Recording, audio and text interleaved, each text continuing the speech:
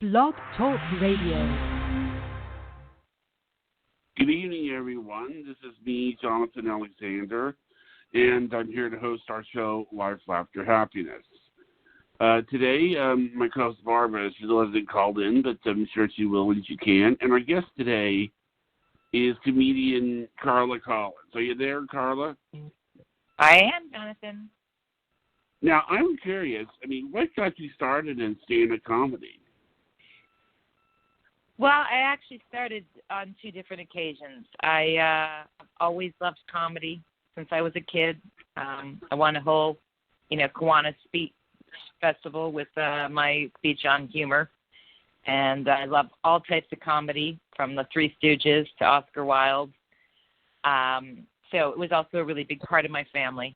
I'm like the least funny family member, but I just steal everybody else's bits. So after university, I had an opportunity to go on stage. The owner of a comedy club called the Comedy Nest in Montreal overheard me making my girlfriend laugh, invited me to go on stage, which was, of course, the most terrifying thing ever. And it went really well, and I ended up getting into Just for Laughs, big festival that year, but I did not have a thick enough skin for it.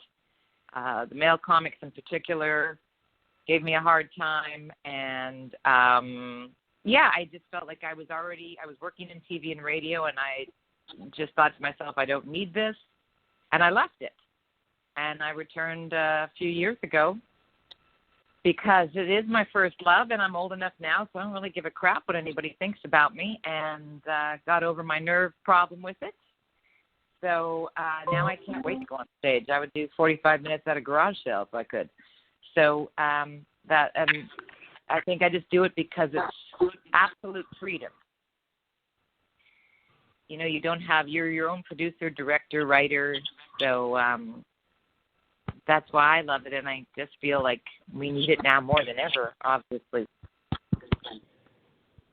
I understand. Yeah, I do think that what's important about it is, we hear jokes and then we think we forget why the joke is being told in the first place. Like sometimes we think we're being making fun of somebody, but just because you're joking about something doesn't necessarily mean you're making fun of it. Am I right in saying that? Well, I don't know, but my philosophy is, I think probably because the family I grew up in, that teasing each other equaled love. And a lot of time and energy and care goes into a joke. So to me, there's a lot of love in making fun of something. It means they're thinking about you. There's no bad press. So to me, there's a whole lot of attention that goes into a joke. And I'm always good with someone making fun of me. As my mom would say, worry about when no one's talking about you. I understand. I'll tell you who was your heroes with comedy?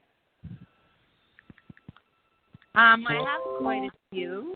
My heroes would be obviously the two Godfathers, Richard Pryor and George Carlin. I compared a lot to Robin Williams, which is a huge compliment, and Carol Burnett, because watched her as a kid. I really like old school. They're not necessarily stand-ups, but Mae West is one of my idols, who was a brilliant woman and wrote and combined sexy with comedy, and, of course, Lucille Ball. And currently, I would say that the GOAT, the greatest of all time for me, is Dave Chappelle right now. So. Okay. Do you feel, when was the last time a comedian left you laughing your head off?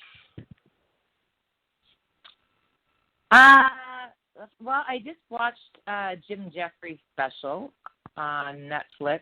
Not his latest one, because that comes out later this week, but I don't know about laughing my head off. I'm a pretty easy room.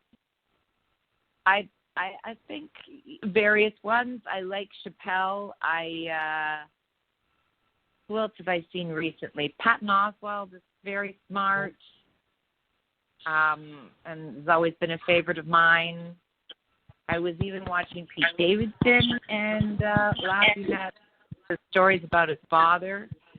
So really depends. And laughing my head off, that's usually my younger brother gets me doing that. So I tend to gravitate to anyone who can get me laughing. I always think it's as much as it sounds trite, I always think it's the closest distance between two people. So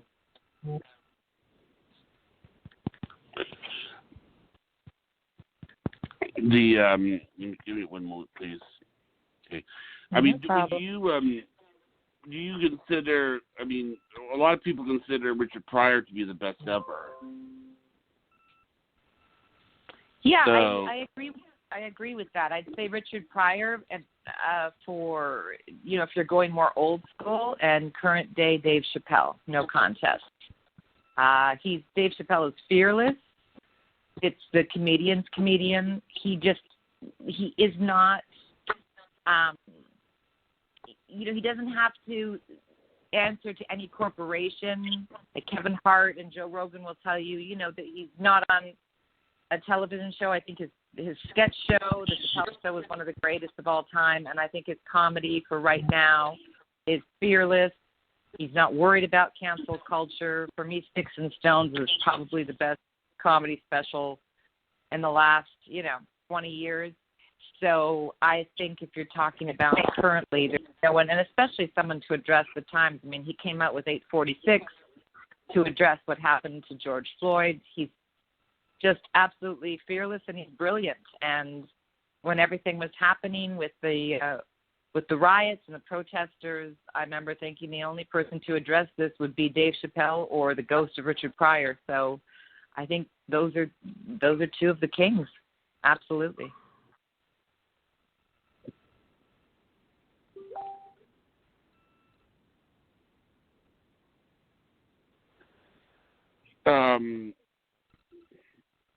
Give me 1 second. I need to check something real quick here. Okay.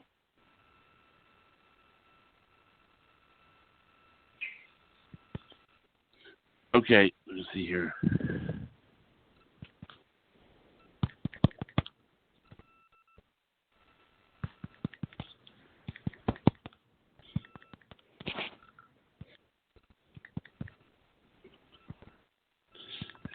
Everybody, we're having some problems with the line, so I'm trying to get my co-host in.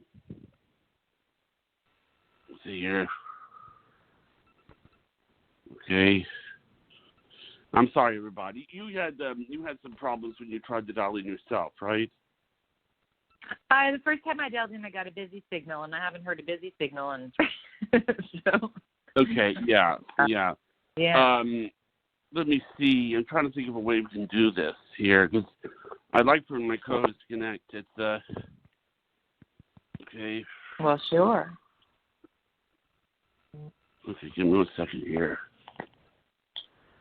Okay. Okay.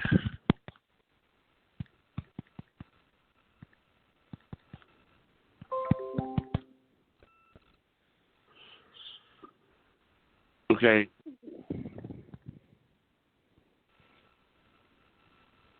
Give me 1 second here. I'm explaining to her that. Okay.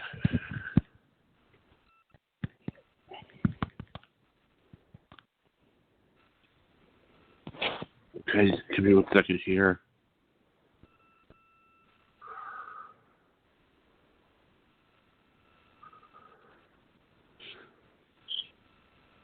I mean, I hate it when these technical problems happen, because they don't normally happen. So,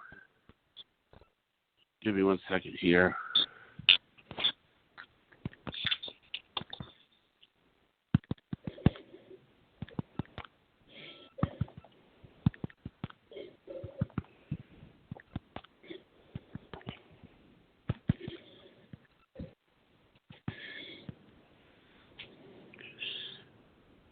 Okay.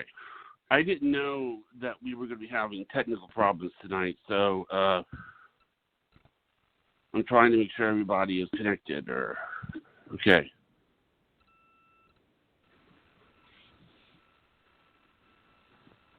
Give me 1 second here.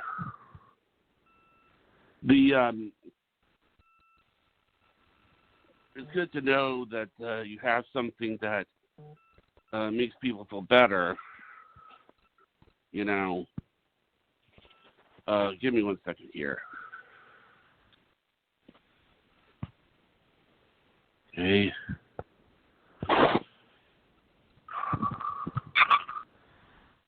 Okay.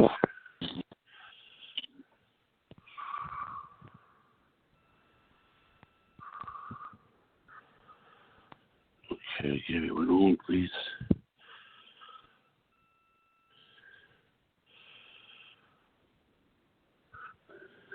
See, I'm trying. Okay. Give me 1 moment, please.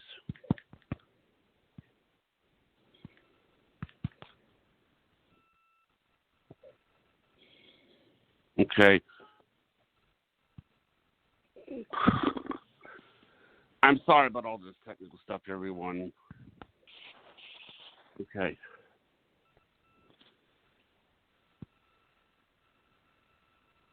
I'm trying to see if she can call in, okay.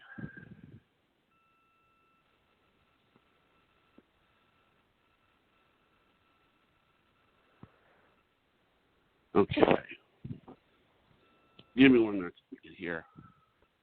Okay.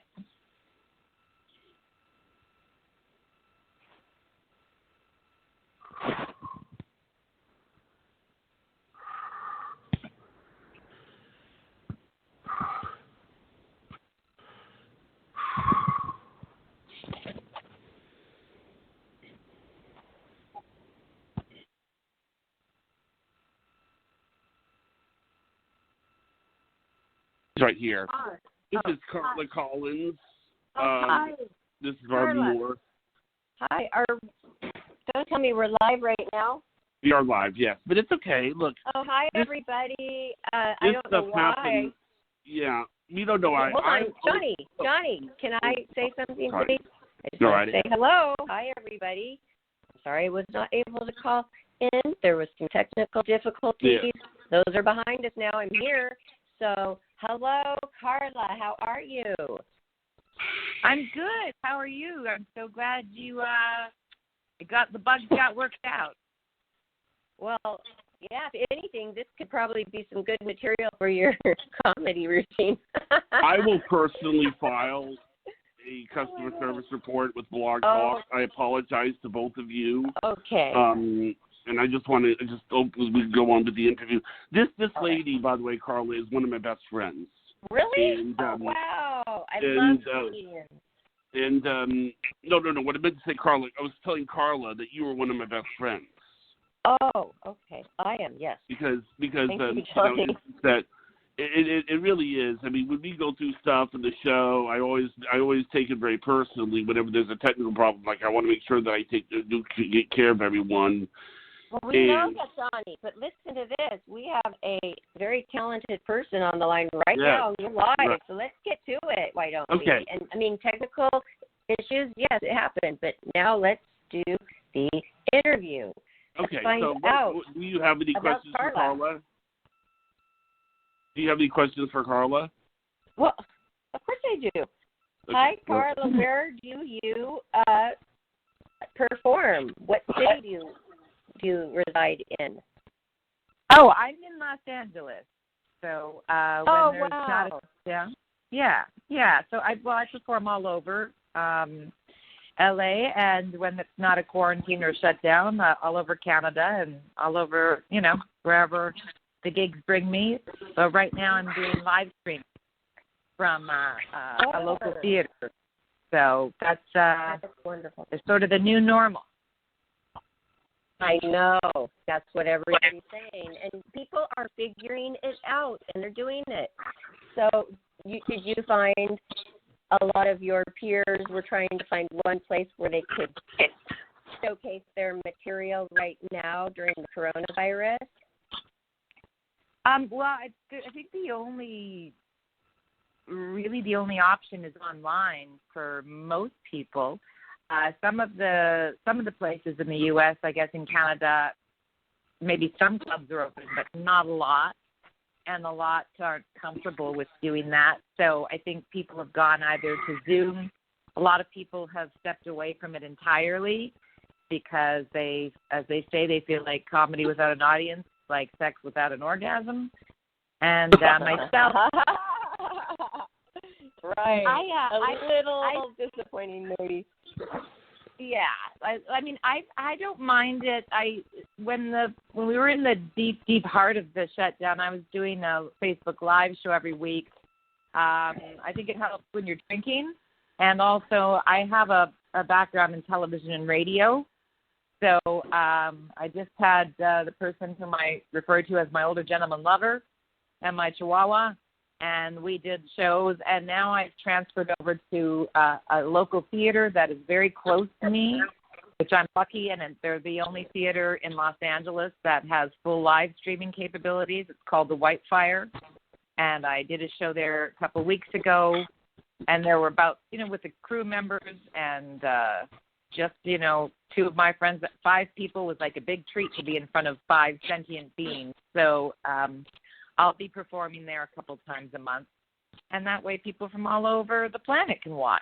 So there are pros and cons. I also do something called comedic meditation, so I may be in a unique position where the meditation part, the guided meditation works even better because everybody's at home and they're in the quiet and safety and comfort of their own home, and at the end they can roll over and go to sleep if they like.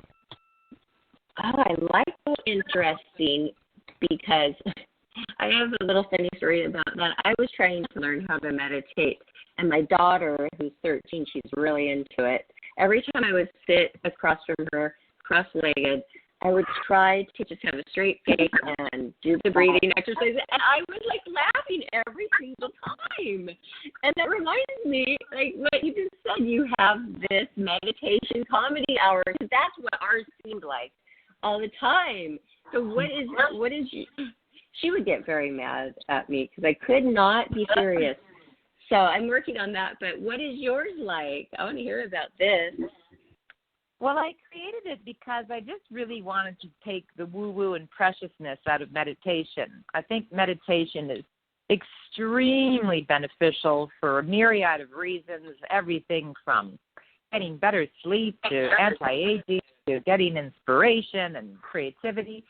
But a lot of people shy away from it, and I think it's also, especially living in LA, every second person is a guru, and they tell you that there's no wrong way to meditate, and there's no voodoo involved or religion. So I wanted to, and I know myself, I'm very A-type. I'm a very hyperactive person. I've got severe ADD. I'm always shaking like a chihuahua on meth after a couple of 5-hour energy drinks. So I always had a difficult time meditating and preferred yoga or moving meditation.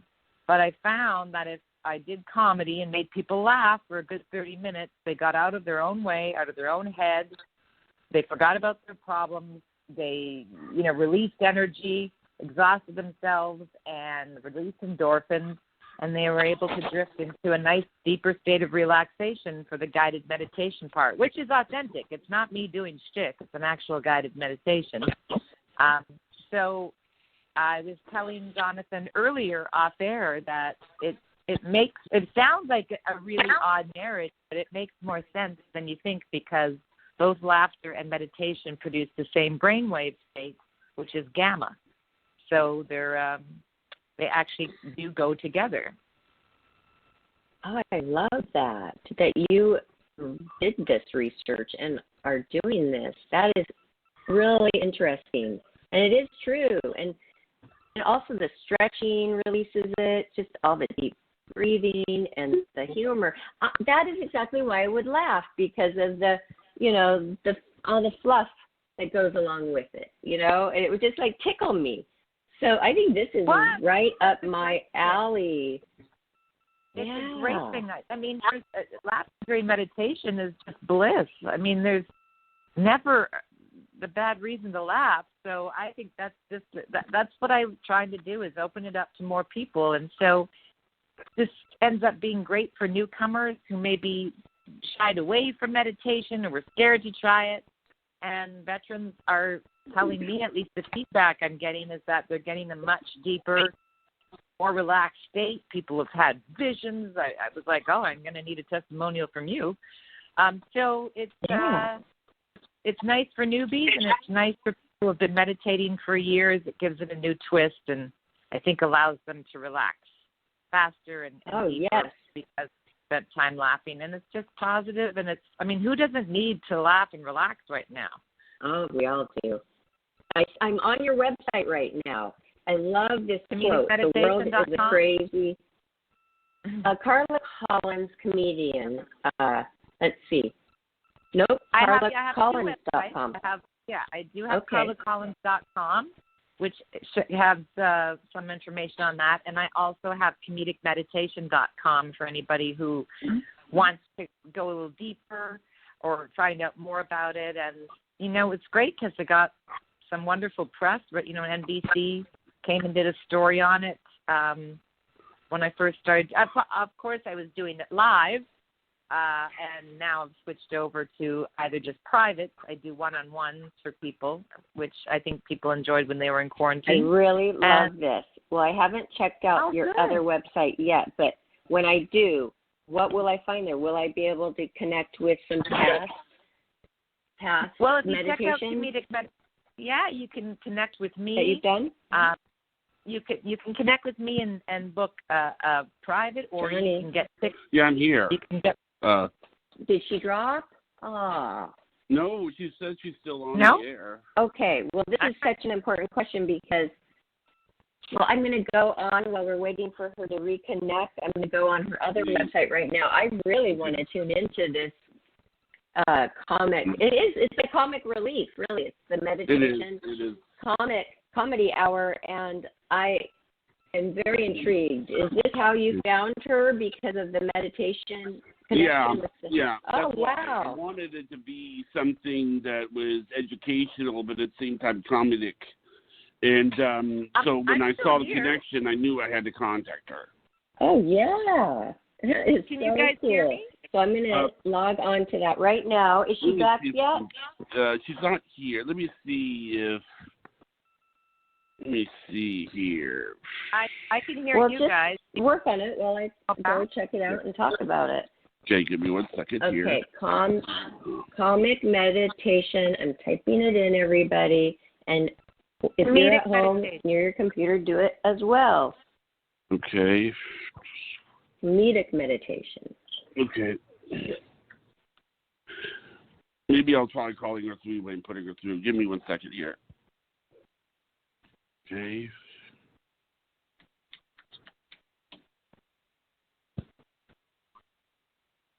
What a great idea. Okay, there it is. I am on her other website, Carla Collins, introducing comedic meditation, lighthearted enlightenment. I love this, and she says, "Okay, hi Carla." Hi. I could hear you guys the whole time. Can you hear me? Okay, let me read another thing. Like Botox for your third eye. I think that is super clever.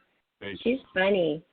We could put private sessions with Carla through both of these websites, and they're very nice too. And she has her little chihuahua and her cute big black dog, and she's beautiful. So everybody, please check out Carla Collins. I'm sorry, I'm reading at the same time. And she's going to be streaming live from the White Fire Theater. Now, Carla, are you there? I am. Hi, okay, I just read Carla in. I've been here the whole time. I could hear you guys. I've been here the whole time. Talking about Mercury retrograde. I mean, seriously. I mean, this is. But I was telling Barbara about how. It's sort of like we sometimes go to higher levels of experience and transcendental and everything. And when you said comedy and meditation, I saw the link and I thought, I had to have her on. Because it was just, and Barbara understands this. She goes, she would understand. Yeah, you understand now what the whole why I had to seek her out, right, Barbara? Yes, I found out right away. It's a connection with the spiritual. You found her somehow with that search engine, but I don't know how. Was it Facebook, Twitter, Instagram? It was a thing called Funny Chicks was what it was. And she was on, I don't know if you remember where it was, but it was like as soon as I saw her, I thought I had to look this lady up, and then it was just amazing. So I sent her Instagram, and I told her about some of the things we've done on our show, and I also saw, I think you mentioned a post about eclipses on your Instagram. I'm not sure if that was you that did that. Oh, yes, because I had the world on about a week or two ago. I did the world premiere of comedic meditation at the Whitefire Theater, and there were 6 planets in retrograde. Yeah. And a lot of my humor, I think I mentioned this to you when we were sending notes back and forth. I've always been trying to combine comedy and spirituality. I wrote a comedic self-help book called Angels, Vampires, and Douchebags. I've performed comedy at the Bala Center here. So they're 2 of my passions, and I'm always trying to combine them. But I also, as I mentioned to Jonathan, Barbara, I love to make fun of some spiritual things because it's hilarious to me as well. Yes. So, a lot of my comedy is playing off that. Like I'll make a joke like, I don't know what people in LA mean when they say I'm holding space for you. I'm like, is that thigh gap? Are you saving me a seat at the movies? Do you have Neil deGrasse Tyson in a chokehold? What are you talking about? So, so I've always, because as I mentioned to Jonathan as well off air, a lot of care and time and attention and energy goes into writing a joke. So I often tend to make fun and make light of things I love. Well, right. Like for instance, I have done this not to make fun, but like for instance, this had to do with something involving, there was a question I had about the Pope, and I don't know if your background, if any Catholicism in your background, but you know how they always say that the Pope is the church is not a democracy, what the Pope says goes. And the new Pope is not the Pope until they pick him. And then once the guy dies, then he's not the Pope. So, in other words, that week before they decide who the new Pope is, and until after the Pope dies, does church close? Is the week a freebie? Do you sit all you want? Right. Do you? Yeah, I have a Catholic upbringing as well, so. And actually, another question I asked in Sunday school is, if you can pray to get people out of purgatory, can you pray to keep people in purgatory? Like, what about looking at the sky and saying, hey, give Harry 4 more years, just leave him there, Well, exactly. I was taught when my mom, who was my best friend and my everything, and I think my soulmate this time around, she passed away a few years ago very unexpectedly. And so obviously that was crushing for me, but I did an entire show called Laugh After Death.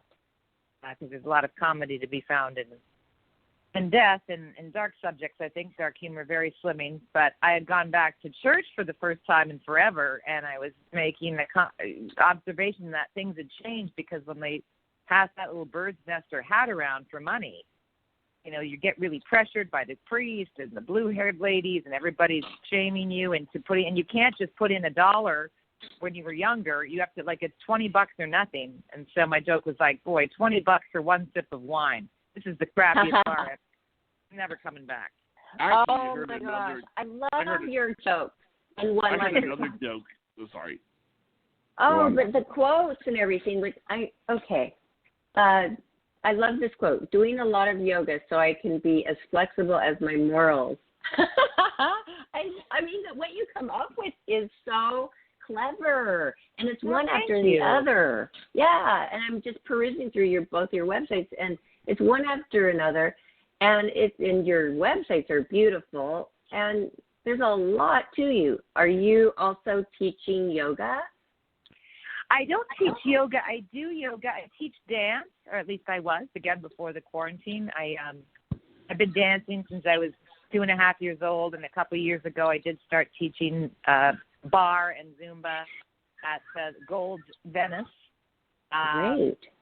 Classes have not returned, but and I love yoga, but I haven't. I mean, I love to do the whole sort of, the yoga retreat in India and become an instructor at some point, but that's many hours, and I just do it on my own. But right, me too. Yeah. But I want to do a yoga retreat, but not become an instructor. Maybe someday, but I want to do one just because I think that would be a wonderful time and experience and a cleansing. And wow, wouldn't that be so great? Yes. Oh, is anybody else? I mean, you're the only one. I've never heard of this before at all. Well, doing this. I created it, so we've trademarked it, and I'm hoping to get this to the masses more and more. We're looking at bringing, comedic meditation to some of the digital platforms and starting a podcast because, again, I'm just very interested in blending, comedy with spirituality and having experts and pundits in both fields. And thank you so much for liking my web design. It's not at all me. I'm like a bonnet away from being Amish. I'm horrible technically, but I do have a wonderful gal, Kirsten Rutherford, who is a big baller. She's like a huge advertising executive, but she just fell in love with the comedic meditation, so she put that site together for me. Oh, nice. Did my flyers for these shows. So I'm always coming up with today. I think my quote was, "I put the disco in self-discovery." So again, I love it.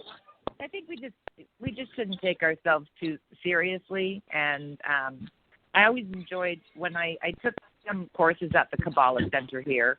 I joke when you go to LA, you have to join a gang.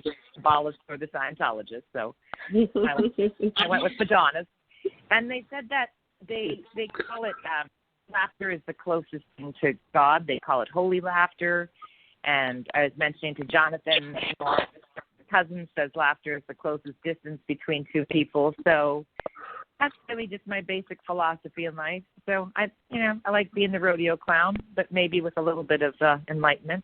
Well, yes, and just all of your sayings, the ones that just rolled off your tongue there, were like, it's an actual deep meaning. There's thought. It's like deep.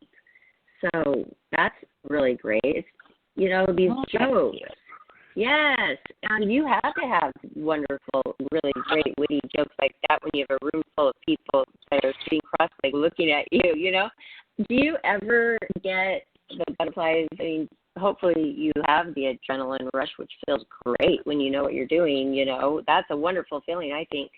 But do you ever get nervous before you go in front of a group of people, or are you used to that now? Well, I think I was telling Jonathan before we got you on the line that I had, to be honest, what kept me away from comedy for a long time was I had a huge nerve problem with it, almost a paralyzing one. I think it's the only reason I'm thin. I used to I couldn't eat for a couple of days leading up to a show, and I would just be terrified backstage. And I remember thinking, my goodness, this is it's optional in life. Why am I putting myself through this? Right. And then something happened. I think, the Malcolm Gladwell, you put in your 10,000 hours, your mastery, or you just, the nerves went away. And now, especially since my mother passed on, it's my therapy. It's just my tonic. Like, I was telling Jonathan, I would get up and do 45 minutes at a garage sale. I can't wait to get on stage now. And wonderful. That's what I love doing. So, I still get excited, but I don't. I mean, you want to have a little bit of nerves because that means you care and you want to give everybody a good show. But, no, now I completely embrace it, which I think meditation helped me with. That's another thing. I think it can help you get over some of those fears, right? Because I was just like, listen, I'm not on the front lines of, Kandahar. I'm just at a comedy. Right. So, like, no one's going to die except for maybe me on stage. Let's relax. And then I just, as I said, it was just such an escape for me and so healing to be able to go up on stage and talk about my mom that it completely did a 180 for me, nerve wise. So I love that. Yeah. It is like anything else. It's like there's a hump that it's like, it's just like some people never get over that hump, and then they give up because how long can you go trudge through some? I mean, you love moments of it, but just those 2 days prior, just like horrible, and the worry and the doubts and all those horrible things in your mind that are making you feel that way. How long can a person go on that way? So it's good when people like actors, comedians, singers can get over that hump so they can now just enjoy it so much. And I'm glad to hear that all happened and you were, honest about it, because a lot of people, they are nervous. Oh, I'm not nervous, and it can freeze you up. It can totally paralyze you. Well, I'm Canadian. I'm very honest. And I remember, I think my mom used to try and help me with it. And she'd say, she would name different pro athletes and like very famous goalie back in the day. Ken Dryden throws up in his mask before he plays hockey. And I'm like, that isn't helping. And I think one of the best things that the best pieces of advice, there's a really big producer in Toronto called Jeffrey Latimer. And I was about to go on and he said, when you're the only person on stage, it's different than a play. He produces mostly plays and big musicals. And he said, the audience is nervous for you, so you've got to be a good host and put them at ease. They're coming in to get away from their problems and to have a relaxing night. And so when he phrased it that way, and I'm like, oh, I'm the host? Well, I can be a good host. It just, we just spend too much time in our own heads. As soon as you can get out of your own way, and I'm one of those weirdo people that, I think I'm a bit of a thrill seeker, and a risk taker is that if I have a fear, at some point I try to meet it head on, and then it just takes its power away, right?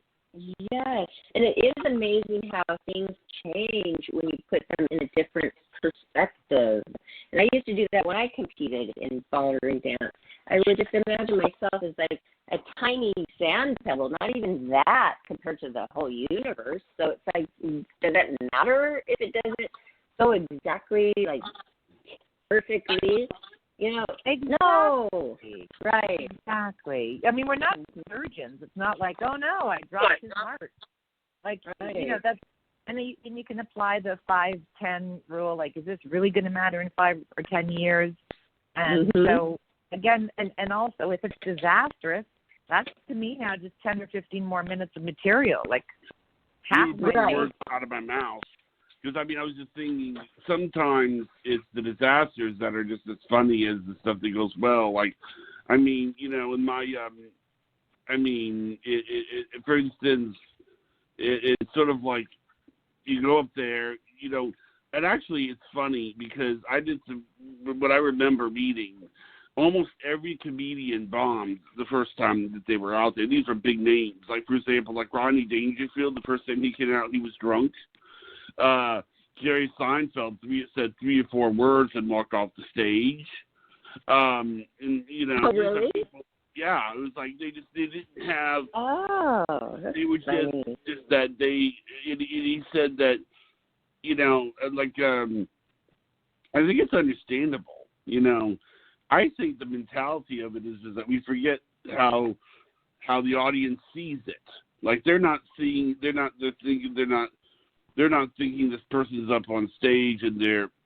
I personally think that one of the best comedians I ever saw was Sam Kinison, and the thing about Sam Kinison was that he would just scream and yell, and he would get everything out, and then you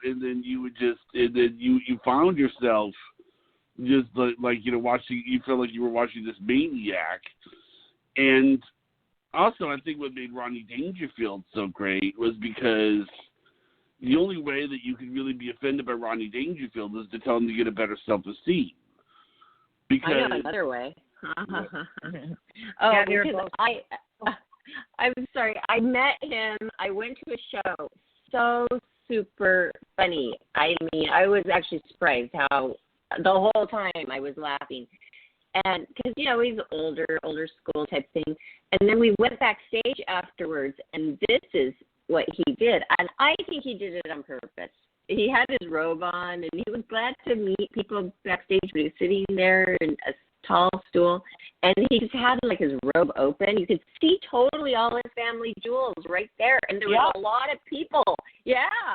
He was known for doing that. I mean, I think people forget how, first of all, you both mentioned brilliant. I mean, Sam Kinison is another one he's the master and beloved and fearless. And Dangerfield, I mean, a lot of times I watch old tiny clips of him on Johnny Carson.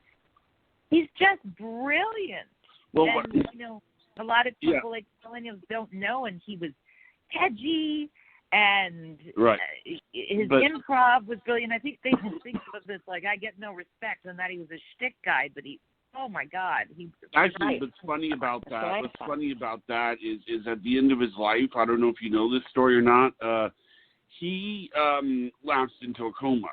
And what happened was that they, they say that when someone's in a coma, you're supposed to talk to them. Over the years, Ronnie Dangerfield had given a lot of comedians their start. Louis Anderson, Andrew Dice Clay, Roseanne Barr. I mean, it was just, the list goes on and on and on. So what they all did was they went to see him in the hospital, and they did their act. Right. And they don't know if he heard it. He probably did hear it or something, but it was the kind of, wake him up. They weren't able to wake him up, but wonderful. But that was their allegiance to him. It was just like, because he gave them their start. That's so sweet. Yeah, that they did that. Beautiful tribute and gesture. I'm sure he could hear. Mhm. Good. That's fabulous. No, I wasn't aware of that story, but yeah, he did give so many. He's just a very generous. I like to think that he was in a coma and his robe was open and you could see everything. I mean, that's how I hope. Carla, I'm so glad I told that story because I never knew that, and I just thought, he was doing that. Like, was it on purpose or? But he did that to people, huh? I mean, they come backstage and they have the silk robes just hanging like open, and this beautiful, gorgeous wife in this turquoise suit, young, elegant, very sophisticated-looking woman standing right to the side of him, looking on. Like, she probably knew exactly what he was doing, and watching all of our reactions, it was really, that part was funny, too. Fabulous. Mm-hmm. And it was my dad. I was with my dad and my uncle, and we it was a group of people like that. No, we will never forget it. And it's kind of funny because we were actually there with Ron Jeremy, getting back into the news here. Yes, and my boyfriend knew him for many, many years, just as a friend, and nothing to do with porn or anything. And he's like, I know. We were in Vegas for a trip with a group of people, my dad, my uncle, a lot of people. And he brought us all backstage. He's like, I know him. And that's what happened. And, yeah, that's pretty sad what happened to Ron, because I don't know if you've met him, but he was doing more mainstream work as a comedian traveling around. Did you know that? I did, yeah. I mean, he's certainly been in the news a lot lately, and he's had a long-standing, very bad reputation for being quite a predator. But I did know some friends who worked alongside him. He also did some time at the comedy Yuck Yucks up in Toronto, my hometown. So yeah. So yeah, that's interesting what's going on, because I just I don't know, but I have a feeling. I actually have a feeling that there's going to be a lot of people coming out of the woodwork. We were going to have him on because I knew him, and then Johnny didn't want to because of the porn thing. And I'm like, okay, well, it's not our fault what people do. What it is we're not allowed to do anything that promotes porn, and I was worried that having him on would do that and would get me into trouble. But also another aspect of it, too, I mean, it's sort of funny. It's hard to be PC about this. Like, one of the jokes that I wrote him about is I said, yeah, I know that sometimes like actors, when they're getting ready to go to a photo shoot, will rehearse the scene in the back of the cab or where they're going to it on the way to the studio. And I was just wondering, do porn stars ever do that? So I sent him a question and asked him if they did that. I mean, like, imagine you're driving a taxi, right? And then in the back seat, you see two guys, man and the woman. Okay, don't worry about us. We're just rehearsing a scene. They take off their glasses and it's Ron Jeremy and Jenna Jameson. I mean, what do you think? Well, thank God you guys are having me on now, because I'm going to go the opposite route of Ron Jeremy. He started in porn and went to comedy, and I think, I'm going to do comedy now, but then obviously eventually go into porn. I'm going to wait till I'm going to do senior porn, something a little more niche for the boomers. What do you have to lose, right? One time I saw a comedian one time. He got up on stage and he told a joke and he says, my name is Jack Steele. And I know what you're thinking. With a name like Jack Steele, I must either be a football player or a porn star. But I want to clear something up right now before you go on worrying. At no time in my life have I ever played football. Johnny, this is not your comic hour. Sorry. I'm just kidding, though. I mean, Johnny always has these jokes, but by the time he's done telling it, sometimes, like, my mind has wandered. And I'm sorry, I don't mean to offend you, but That's okay. Yeah, it took me a long time to know your jokes because I have to actually really focus on it. But that's okay. why it's a very, it takes a lot of talent. It just does. It takes a lot of talent. When did you know that, okay, everybody tells me I'm funny, or I feel I'm funny, or, I see a different meaning in every single thing I come across. When did you know, Carla, that you wanted to do this stand-up? Well, I sort of answered this at the beginning before you were on, but I've just always really been a fan of comedy, and it was extremely gregarious, almost obnoxiously so, outgoing kid. But I grew up in a very funny family and who were very encouraging and supportive. I did a speech in grade 6, entered a contest about humor. As I mentioned to Jonathan, I love everybody from the Three Stooges to Oscar Wilde to Comedy of Manners, slapstick. I really like it all. And, I mean, like everybody else, I'd have friends that would encourage it, and I was just making some friends laugh one night in Montreal, where I lived just after school, and the owner of the Comedy Nest at the time overheard me and invited me to come and perform. And it was supposed to be amateur night, but it was packed because their two big comedians were going off on some Australian tour. And I remember I was just a kid, and I walked up and I said, are you DJ? And he said, who are you? And many male comedians were awful to me at the beginning, but they were very nice, and they were making jokes like, look, Bambi does comedy. And I was in the unfortunate position where I absolutely killed the first night, which lulls you into a false sense of security. Yeah. But, awesome, though. I got chills from that. It went really well, but as it turns out, after a few months, even though I was, put in the Just for Laughs festival, etc., I did not have a thick enough skin for it. It was a harsh environment. Comedians could be really mean. So I was already working in TV and radio and opted to continue working in TV and radio. But as we mentioned earlier, I like to face my fears. So a few years back, about 8 years ago, I'm also old enough now that I don't really give a crap what people think of me. Right. And I knew I was a lot stronger and could handle my business. And it was my first love, so I went back to the stage. So that's sort of my understand circle of life. Yeah. Mm-hmm. I mean, I can imagine when you first start, and you're gorgeous, by the way. Everybody will see when they log on to your website. And now I'm on Amazon Prime. There is a show, Carla Wood. It has episodes. It's wow. You have a show called Carla Wood. Tell us about that.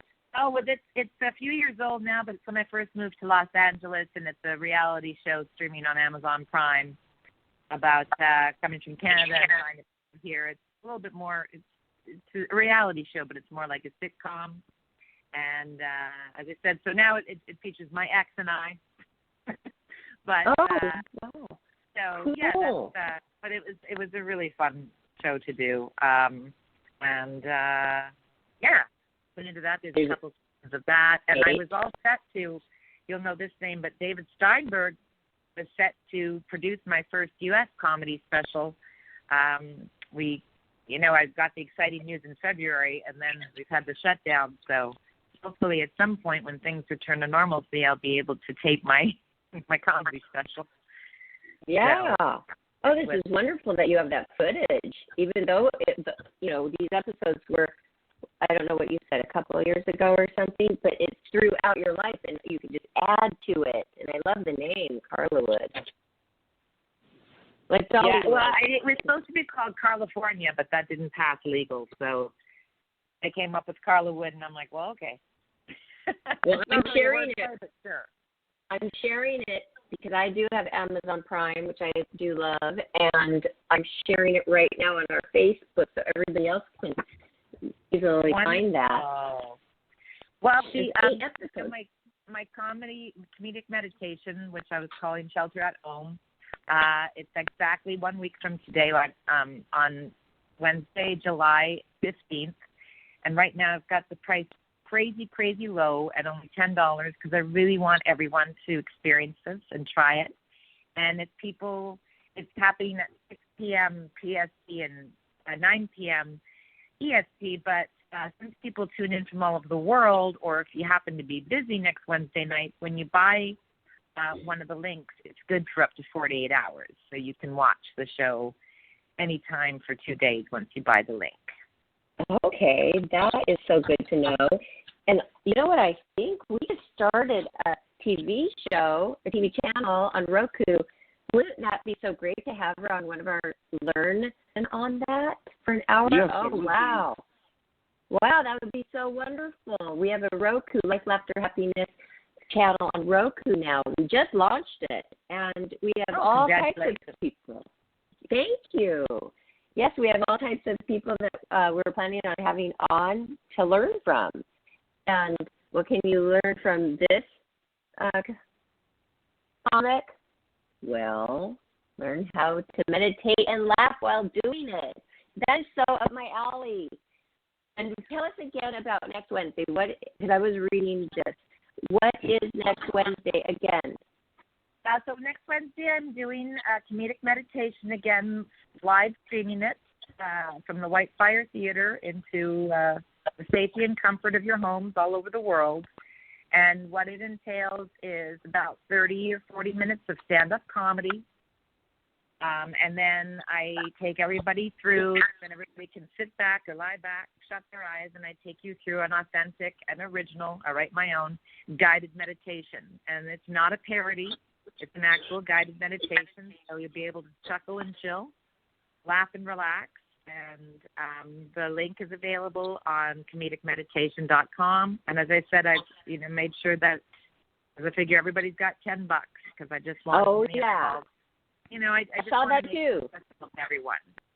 Yes, I saw that too. The price. I went right to the prices, and you know what? That is a great price. It's affordable. Everybody. Everybody. That is a perfect price. I think that you priced that perfectly, and I want to do it. I'm going to put that in my calendar. What about you, Johnny? We'll see. I'll look it up. I mean, yeah. And the nice thing is that half the proceeds I give to the theater. So it also helps keep us, a small, wonderful local theater alive because obviously it's a very difficult time for them. It's also half the price of what their shows usually are because I do want everyone to experience it, and I acknowledge that it's new, so people are like, what the hell? I figure $10 because sometimes the people who need it most don't have a lot of money, especially all of us are, it's right. difficult time. So the nice thing is I have a friend actually tonight who just bought 10 streams, and she's giving them away to friends. That's nice. Cool. That's wonderful. Yeah, that is totally cool. You can buy as many streams as you want, or $10 makes it easy for you to have. And they've done it. Looks so good. Like they've done the great thing about the Whitefire is they've been perfecting their live streaming for over 2 years now. So it's just great timing for them to be able to offer this. It feels like you're in the front row of the theater. And wow. Yeah, everybody. We did one 2 weeks ago. That's why I'm doing one right away. And the feedback was tremendous. I didn't know I was being reviewed, and thank God I didn't know because I would have liked them.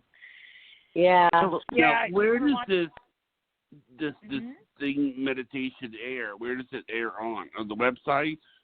Well, once you buy a ticket, you'll be sent a link the night of. And then on you YouTube. You have access to that link for 48 hours, so you can watch it on anything you want. You can hook it up to your TV. You can watch it on your laptop. You can watch it on your phone. You can watch it on whatever. You just click the link. It's really easy. Okay. I like that. Like a live stream. The way that live streams always work. And then it just disappears after a couple of days. And that's cool. Yeah. And that keeps them coming back, too. I mean, you're a businesswoman. Well, that's the thing. Well, and also it's new every time. It's different comedy and a different meditation. So. Right. So you're rolling it over. Are you on YouTube? Do you have a YouTube channel? I do have a YouTube channel. I need to update stuff on that, but I do have a YouTube channel, and a lot of my stuff can be found on my Facebook page or Instagram. So I've got some of my characters. Okay. Yeah. So, isn't there a lot these days to handle, which that's, I guess, what they're called handles? We have so much to do, all the social media, and, update this, update that. You really spend most of your day doing that. Sometimes I do. Just updating everything. For my own self, Barbara Moore, and then for Life, Laughter, Happiness. But, hey, that's the way it is. And you know what? We reach so many more people like that. And I'm glad. We're in this age of technology. Well, thank God, especially going through what we're going through right now. Right. I think we're all quite dependent on it and very grateful for it, considering it's our whole life now. But like you said, it's good for some people, like this theater. It's kind of giving them a new way to reach more people and to stay alive, stay afloat during all of this. So people are all finding their ways, which is totally cool. But I want to know, when you said that the comedians, when you come along and you're brand new and very young, why are they mean? I mean, do they try to throw the other comedian off? Is it because there's just so much competition? I know there is. When I go to LA and I go to the Comedy Store, I mean, every single one of them is fantastic. Like, I am just like 2 hours of crying tears of laughing. I love it. So they are great. A good night. Oh, yeah. God, I've never been to a night where everybody was fabulous. So that's. Oh gosh, maybe it was just like a lottery winner. Like I had been gone for 2 years in a very small town, and I come in, and my entertainment lawyer knew everybody. So I think it was different for me that he knew everybody. We were entering through the back way, through the kitchen. Hi to this person. I don't know. Maybe I was just like really high on life too that night too. I was really excited to be there, but it seemed like they all were so funny and wonderful. But why? Why are they mean? Are they just out to get you because they want to look better than you? So they want you to quit? I can't really why? answer that. I have no idea why. I mean, it's just, because you're swimming with the sharks. It's just sort of the culture that a lot of, not all, of course, these are sweeping generalizations, but that a lot of comedy clubs, nerds, that's what they threw out there. And, because of the sheer numbers, I think they don't want to waste their time. So it's a bit like, Lions and Christians. You're just you got to throw out there and have to be, I guess, tough enough to withstand. And obviously I've met some wonderful comedians too, but they're often, and especially the guys, it's still, I mean, the numbers are better now, but it's still male dominated. And so, you're working with that a bit. I don't really know. It just seems, and I think that's changing now in all respects. So hopefully it's a much better atmosphere because we need more women's voices and young voices. And because a lot of people, here's the other reason I think it's so difficult is because people see it and think, oh, anyone can do that. I'll go do this in your mic. I'm an actor or actress trying to make it in Hollywood. I'll go do, and so I think they have to weed people out just for the sheer numbers. And, it's not a glamorous thing. It's very difficult. And until you make it, it's, you don't make a lot of money. So I think it just forms a dog-eat-dog environment. I'm not at all like that, so I can't speak to why people are like that. I don't think there's any reason. I think there's room for every voice. I agree with Dave Chappelle. I think it's the purest art form, and I think we need them. I think comedians are current-day philosophers and also rodeo clowns, steering you away from the bull crap. And so for me, and obviously, I do my best to nurture and create relationships with newcomers. But then again, Barbara, I'm a peach. I'm Canadian. Yeah, you are. So. Yeah.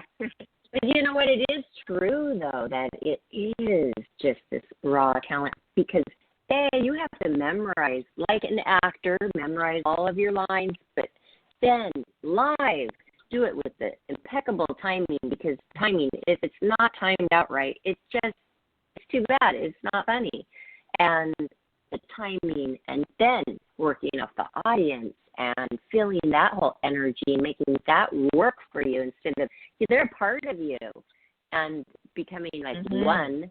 Yes. And so all of those, and that takes immense talent and just like focus or just a lot of different things coming together just to ignite it. I like that you had your very first big night that it went off so great like that. I think that was good. I think that was a wonderful moment. The kid running it said, because they did not want to put me on whatsoever, and I said, the boss said I could go on, and I was working at Canada's Weather Network at the time, so I had, the Weather Channel, I had the night off. I was an anchor there, and I said, no, I've got to go on tonight. He said I could go on. They were all looking like, who the hell is this? And he said, okay, listen, you're not my responsibility. Go up there. The light will flash after 5 minutes. It's going to seem like an eternity.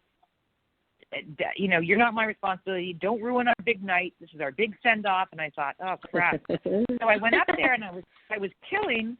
And I finally said, you're right, this is going on forever because he left me. I was up there for 15 minutes. They just let me. Awesome. I'm glad you pointed that out. That was a good thing. Yeah, we became good friends after that. But they really do. They do those lions. And I was a kid and very, very nervous. And I can remember my friends in the front row thinking, oh, what if she bombs? She would be an awkward car ride home. But anyway. I know. Can you imagine? Yeah. I love, sorry to interrupt, talk over you a little bit, but I just thought of that show, and this is on Amazon Prime too, Marvelous Miss, what is that show that she's the really Marvelous good? Mabel, yes. I loved that. I started watching that. I thought, that is amazing. That's a lot of dialogue to do all the time. Pretty good, well, it's not right? terribly accurate about really what a comedian would do, but I absolutely adore the show, and I love Susie, her manager. It's you said it isn't accurate. No, it's not at all accurate for a depiction. Why is it not accurate? It's not accurate, but I do enjoy the show very much and the time. And I think the sad thing is I was watching it with friends, and there was, I don't know if it was the first, it was the second season, and she went up there, and there were 5 male comics heckling her and giving her a hard time, and I said, this is supposed to take place in the late 50s, and this same thing happened to me a couple of weeks ago. And I, of course, have got to the point where I can just shut those boys down because I'm killing. But I said, it's comedy has to catch up because it was the same deal. But you said it isn't realistic. How is it not realistic? The comedian herself. You don't get up on stage and start, drunk and just start telling stories off the top of your head about. Right. And or just go up and take care of your baby and then just catch a cab, run down, just pop in and do your schlick. Anytime you just pop in, you're doing it, and then you're out. Yeah. And the out, kid's all of a sudden the kids disappear for all of season 2, and I'm like, okay. But it's a fun escapism, and it's beautifully acted, beautifully written. but most comedians will tell you it's not at all. And I love the fact that there's the fictional Lenny Bruce in there, that they have some real characters. But, but you got to take it for what it is in any kind of drama. It's very difficult to really capture comedy. There's a wonderful, I can't think of the author, but my brother gave me this Pulitzer Prize book that was translated called A Horse Walks into a Bar, and it's phenomenal because this author is brilliant in that he captures, because it's really just a comedian's night on stage. And I was thinking, oh boy, because it's really hard to capture as a writer if you're not stand up, and it's just phenomenal. So it certainly can be done. Yes. But they it's had a tricky one. They had, remember when she was married and her husband was going up, he wanted to be the comedian. She didn't even want to be. And, and he bombed so much. Oh, wow, was that an awkward time? That can be really a reality for a lot. Someone else's material that he saw on, was it Ed Sullivan or something? I can't remember, but he was, doing somebody else's shtick. Like all the, it was just all bad. So, bad. It was just like, but that really happens. Have you witnessed a really, really bad bomb live with somebody that you know or was there live and saw that happen? Have I witnessed a bomb? Like somebody bombing, like completely just going up there and just... Oh, every night. Every night really? of comedy, I've witnessed a bomb. So this is happening a lot. And so do they just say, oh, gosh, like that didn't go well, but they keep coming back? Or does that sometimes just, like, ruin somebody and they never want to do it again? Again, I can't answer for someone else, but I think people know that bombing's probably going to be part of it, and they always come back. I think there's a real love, and, everyone's bombed, and I think they'll know that's part of it, but especially newcomers. The best thing is to acknowledge. There's not a lot of rules, I think. You have to be your own person up there, but you can never turn on the crowd. It's never the crowd's fault. And a lot of comedians make that mistake and start getting angry, like, are you guys all asleep now? Right. I know when I first started, I just start talking faster and over it, and then finally, if it's quiet, I just play with it. But I'll do an entire show improvised, so I'm just like, okay, listen. That obviously needs some finessing, or you guys are not with me on that. That was too delicate. And if you acknowledge it, and just, it's all good comedy just comes from an authentic, honest place. If you're yourself, and I think crowds now and audiences, they're so sophisticated. It's like, 8-month-old are working on TikTok, and I think they can sniff a phony. Oh, yeah. So the days of somebody going up there, and, like old timey comedians don't, like old-time radio people going, good body every morning, put waters in your cabbage. Like, no one wants to hear that fake stuff. Nobody. Everybody wants I just wouldn't laugh. Yeah, they'd want it to be organic. And so I always say you have to be yourself. And I guess, I don't know, I'm guessing the key is to come up with something that's extraordinarily original, but yet still amazingly universal. I bet you're constantly thinking of things. This is happening. You're probably writing all day or notes. You have to have your pad and pen with you because I have them all over my place. I can't sleep. I get up. I try to write every day. Because you're finding comedy in pretty much everything. You can. I think that's a wonderful life because you are over the hump for years now.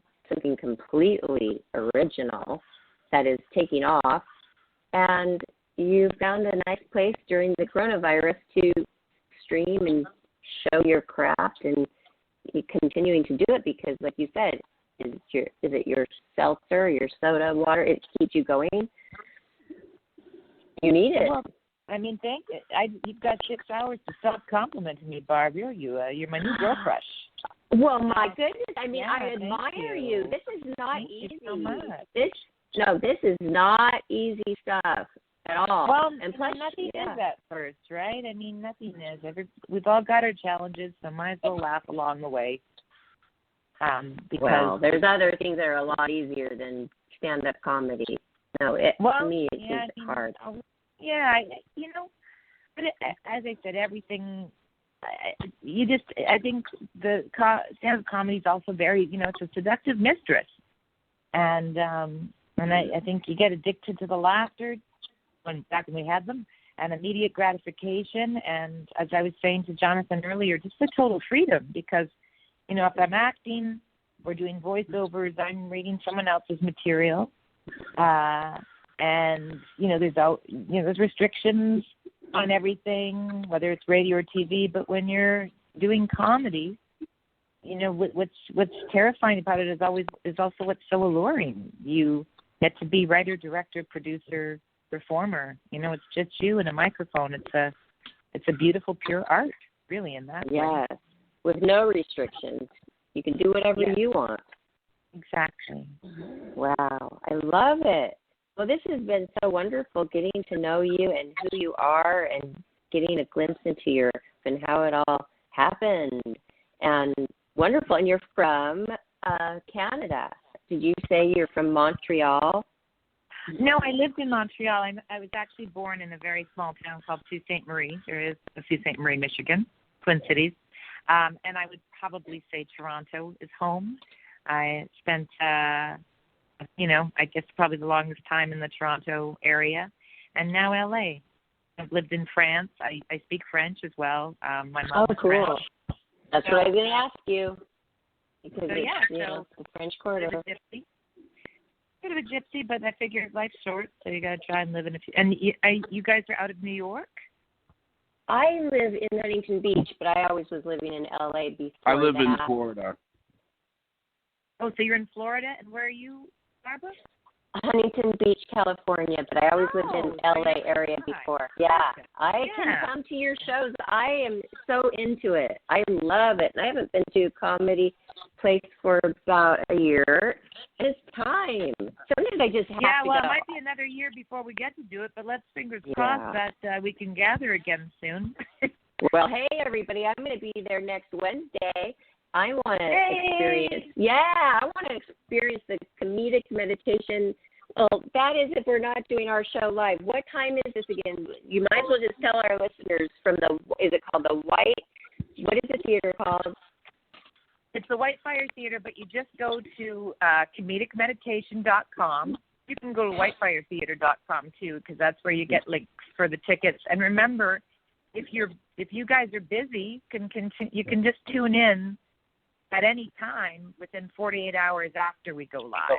Okay. So I'll go from 6 p.m. PST, Pacific Standard Time, until about 7:30. But if that's not convenient for you, the link will be up and you can hit that whenever you want for the next 48 hours. So we've set it up so that, if everybody's busy or they have a conflict, that you can watch it for 2 days. Well, that's wonderful, because you want to be able to sit down or lay down after you enjoy your show. And that's a good amount of comedy that you're giving the people, 30 to 40 minutes of stand-up, and then you want to be able to relax, and maybe you're not going to go to bed at 7 o'clock. If it starts at 6, you want to save it for later. That's what I would do, and then fall asleep. Yeah, after a good laugh. The East Coast loves it, because we had a question and answer period, which I think we'll be doing again, because everybody seems to like that at the end of it. And I had all these friends say, "Oh, I just love the show and meditation, but where was the question and answer period?" And I said, "I think you fell asleep," because especially the East Coast or Europe, where it's much later. Yeah. Like Johnny, he can fall asleep after our show every night. For me, then I make dinner. Yeah, so that's why it's great for the East Coast, because they'll get it at 9, and we tried to schedule it so it would work for as many time zones as popular. And my brother in New Zealand, watches it. He's still teaching during that time, so he just watches it later. Oh, cool! Out there in New Zealand, I know, worldwide. Yeah. Okay, so now I'm so glad that you just told everybody, because that was our shout out for you of where to find this comedic meditation next Wednesday night. How fun. I love it. And good. Well, I hope you guys enjoy it. Yeah. Thanks so much for having me on your show. Thank you. All right. You're welcome. Carla Collins. She's super funny, fabulous, and, when you're not on stage, you're wonderful. You're a light. You're a joy, energy. Yeah, I love that. Good job, Johnny, for finding Carla. So we can, get to know her. I love it. Awesome. Well, you guys are awesome. Ready for the shout out? Yes, the shout out is to where you can find this show. In about an hour, we're going to upload it to our YouTube channel, Life, Laughter, Happiness. So please listen to this show again and listen to our other shows. Find, you have about 300 or maybe 400 shows now to choose from there. And we are super excited to continue with creating episodes for our new Roku channel, Life, Laughter, Happiness, Learn. And we hope to bring Carla Collins back for that, for one of these wonderful meditations. That would be awesome. And please follow us on Twitter, Instagram, and our Facebook. We update that regularly with info on everything we're doing. So thank everybody for listening. And, we wish you a wonderful night, Carla. And we're so sorry. We're sorry for the beginning of the show when nobody could connect and there was all the technical issues. But we are still in Mercury retrograde, everybody. But around July 15th, it's going to probably be over. Okay. There we go. Just in time for comedic meditation. Thanks so much, guys. I'm going to jump off, Yeah. but I really appreciate everything. You're wonderful. Well, good night, Barbara. Thank you, Carla. Good night. Good night, everybody.